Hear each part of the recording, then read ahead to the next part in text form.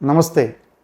आज हम देखेंगे एक्नी क्या है और उसके लिए हमें क्या करना चाहिए और क्या नहीं करना चाहिए। दोस्तों, एक ध्यान में रहे कि पिंपल्स एक काफ़ी कॉमन समस्या है। बचपन से लेके 10, 11, 12 साल से लेके 25, 30 की आयु तक हम में से बहुत सारे लोगों को, मैं तो बताऊंगा 95% लोगों को पिंपल कभी ना कभी तो आते हैं। हाँ, ये बात अलग है कि कुछ लोगों को वो बहुत कम मात्रा में और टेम्पररी रहते हैं, कुछ लोगों में वो सीरियस फॉर्म में आते हैं और लंबा चलते हैं। Acne is a disease of oil glands, जिसे हम सीबेसियस ग्लैंड्स कहते हैं। सीबेसियस ग्लैंड्स हेयर फॉलिकल के बाजू में एक छोटी सी ऑयल ग्लैंड होती है और वो अपना जो सिक्रीशन है, चिकना पदार्थ जिसे हम सीबम कहते हैं, वो हेयर फॉलिकल में छोड़ती है और वहाँ से वो अपने स्किन के सरफेस पे आता है। अभी ये हेल्पफुल है। ये सीबम जो सिक्रेट होता है अपने स्किन को ऑयली और मुलायम रखती है और बहुत सारे जर्म्स से भी हमको बचाती है। और फिर डर्ट और डस्ट सब मिक्स होके उस सीबेसियस ग्लैंड को, जो उसका टनल है या रूट है, उसको ब्लॉक कर देती है और वही सारी समस्या का कारण है। वहाँ से हमको फिर पिंपल स्टार्ट होते हैं। सबसे फर्स्ट स्टेज में हम उसको बोलते हैं, जैसे अपने को काला दाना दिखता है, ओपन कॉम्बिडोन्स, या हम उसे ब्लैक हेड्स कहते हैं। कभी कभी वो स्किन के नीचे है तो हम उसे वाइट हेड्स कहते हैं। फिर पेप्यूल यानी कि हल्का पिंपल का दाना, फिर वो थोड़ा बड़ा हो गया, लाल हो गया, पस्चूल, उसके अंदर पिप भर गया तो पस्चूल, कभी गांठ हो जाती है तो नोड्यूल, और फिर पानी जैसा भी लगता है तो नोड्यूलोसिस्टिक। ये सारे वेराइटीज है। अभी ये जो सीबेसियस ग्लैंड्स या जो ऑयल ग्लैंड्स है वो हमारे स्किन के सब जगह मौजूद है except upper eyelid, palms and soles, इसलिए हमको वहाँ पे एक्नी नहीं होता है।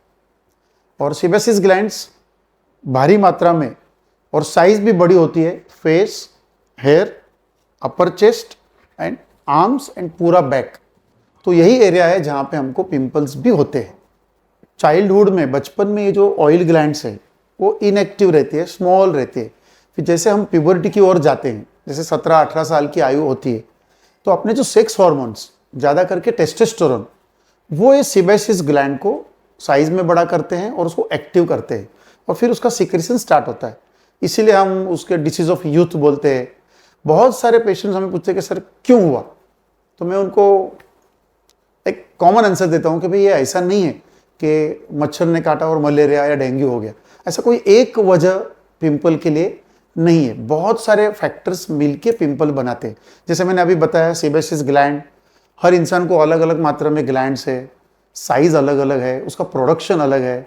फिर वो सीबम वहाँ पे आएगा, वो प्लग बनेगा, फिर उसके बाद वहाँ पे प्रोपियोनिबैक्टीरियम एक्निस नाम का बैक्टीरिया आ जाता है, वो कुछ केमिकल्स को रिलीज करता है, उसकी वजह से फिर वहाँ पे इन्फ्लेमेशन होता है, लाल होता है, गांठ होती है, दर्द होता है। तो ये बहुत सारे फैक्टर्स है। और स्ट्रेस भी एक इम्पॉर्टेंट फैक्टर है और एक ही वजह नहीं है, लेकिन अगर पिंपल्स है और उसमें अगर स्ट्रेस है, कोई एग्जाम है या घर में कोई और स्ट्रेस है, तो डेफिनेटली थोड़ा पिंपल्स बढ़ता है। अभी यूथ को जब बेस्ट देखना है, लड़का और लड़की को, उसी समय पे थोड़े पिंपल आते हैं, तो कॉमन है कि उसको टेंशन आएगा। तो आज अभी मैं आपको वही बताना चाहूँगा कि इसमें टेंशन लेने की बात नहीं है। आइए देखते हैं कि पिंपल्स को होने से हम कैसे बचाएं, हमें क्या करना चाहिए और क्या नहीं करना चाहिए। तो सबसे पहले बहुत इंपॉर्टेंट है अपने फेस को वॉश करना। अभी अगर फ्लोर पे किसी ने ऑयल गिरा दिया तो क्या करना पड़ेगा, मुझे साबुन के पानी से उसे वॉश करना पड़ेगा। नहीं करूँगा तो मैं फिसल जाऊँगा, एक्सीडेंट होगा। वैसे यहाँ पे कंटिन्यूस जो ऑयल आ रहा है, तो हमारे हाथ में क्या है कि मैं मेरे फेस को अच्छे से वॉश करूँ। तो अभी सोप फ्री, पीएच बैलेंस्ड जो फेस वॉश है वो हमें यूज़ करना चाहिए। और अगर एक्टिव पिंपल है तो सैलिसिलिक एसिड वाला फेस वॉश यूज़ करना चाहिए।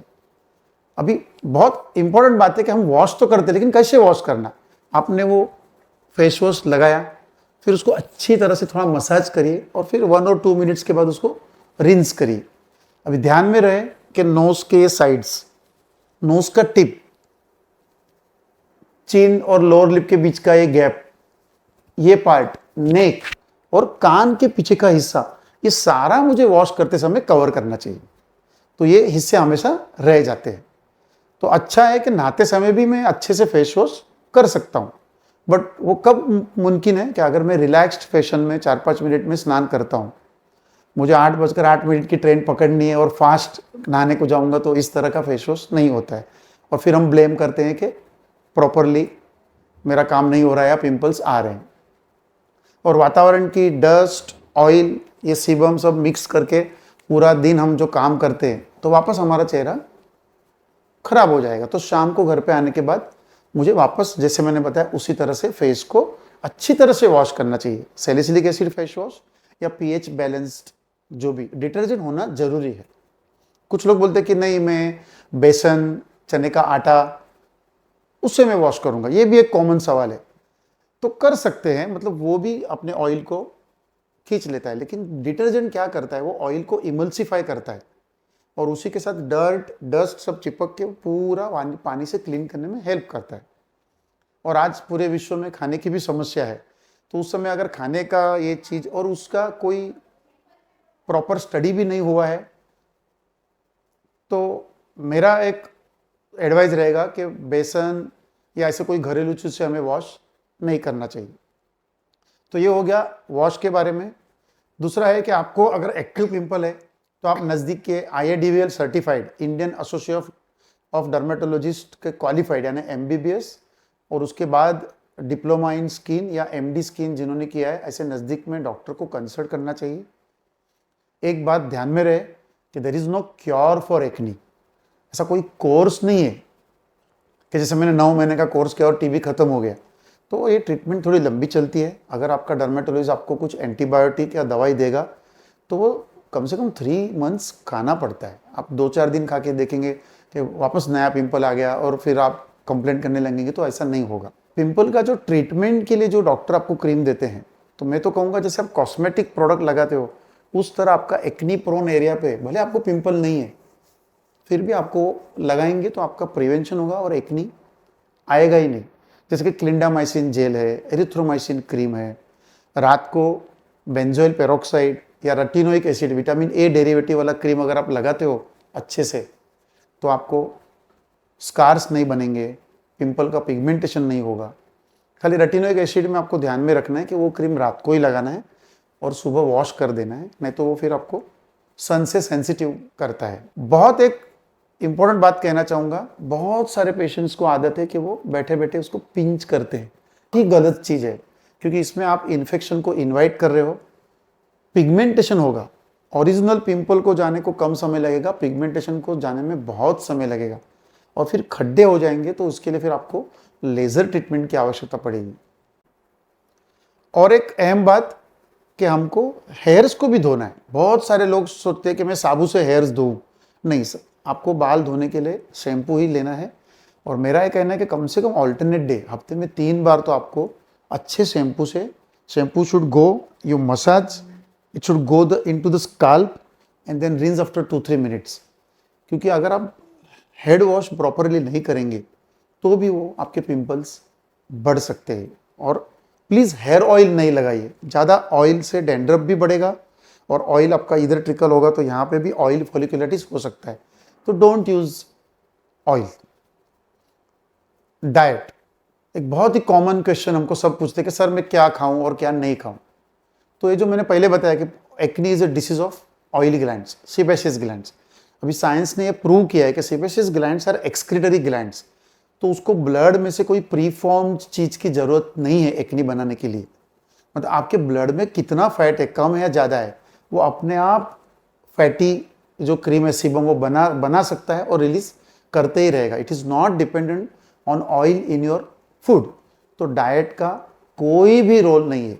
हाँ, ये पाया गया है कि मिल्क प्रोडक्ट्स, मिल्क चॉकलेट ये ज़्यादा मात्रा में खाते हैं, वे प्रोटीन अगर ज़्यादा मात्रा में खाते हैं तो पिंपल्स थोड़े बढ़ते हैं। तो आप थोड़ा मिल्क या मिल्क प्रोडक्ट्स को थोड़ा कम मात्रा में खाएं। जंक फूड आपको अवॉइड करना है क्योंकि अपनी सेहत के लिए भी वो ठीक नहीं है। बाकी डाइट का ऐसा कोई मेजर रोल नहीं है। तो दोस्तों, मैं वापस समराइज करना चाहूँगा संक्षिप्त में, एक्नी या pimples it's a disease of oil glands. इसके लिए कोई ऐसा परफेक्ट मैथमेटिकल सॉल्यूशन या क्योर नहीं है। हमें क्या करना चाहिए, तो दिन में कम से कम 2 से 3 बार पीएच बैलेंस्ड फेस वॉश या सैलिसिलिक एसिड कंटेंट वाला फेस वॉश से, जैसा मैंने बताया, अच्छी तरह से फेस को 2 बार वॉश करना चाहिए। हमारे बालों को भी हफ्ते में 3 बार शैम्पू से वॉश करना चाहिए। क्या नहीं करना चाहिए, तो कोई भी ऐसा ऑयली क्रीम, कॉमेडोजेनिक प्रोडक्ट, कोई मार्केटेड प्रोडक्ट्स बिना वजह, कोई ग्लोइंग क्रीम जिसके अंदर स्टेरॉइड्स होते हैं जो एक्ने बढ़ाएंगे, वो हमें नहीं लगाना है। और सबसे अहम बात, पिंपल्स को पिंच नहीं करना है, जिससे पिगमेंटेशन होगा और स्कार्स होगा। फूड का कोई ज़्यादा रोल पिंपल्स में नहीं है। और यदि आपको बहुत ज़्यादा पिंपल्स है तो आपके क्वालिफाइड स्किन के डॉक्टर के पास जाना है, लेकिन याद रहे ट्रीटमेंट थोड़ा लंबा चलता है, तो 2 से 3 महीना आपको प्रॉपर ट्रीटमेंट लेना है। और जैसे कि हम कॉस्मेटिक प्रोडक्ट लगाते हैं फुल फेस पे, उसी तरह पिंपल का क्रीम भी आपको फुल फेस पे लगाना है। जहाँ पे पिंपल नहीं है वहाँ पे भी अगर आप लगाएंगे तो फ्यूचर में आने वाला पिंपल भी रुक जाएगा। और सबसे बेस्ट बात कि it's a disease of youth. एक 10, 12, 11 साल से भी शुरू होकर 25, 30 साल की आयु तक पिंपल्स आएंगे, बाद में वो अपने आप कम हो जाते हैं। तो हमें डरना नहीं है, खाली हमें प्रिकॉशंस लेके उससे होने वाले साइड इफेक्ट्स, पिगमेंटेशन और स्कार से बचना है।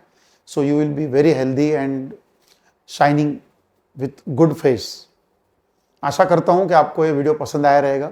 फिर भी अगर कोई क्वेश्चन आपको या कोई डाउट है तो please get back to me and we will try to answer your question. Thank you.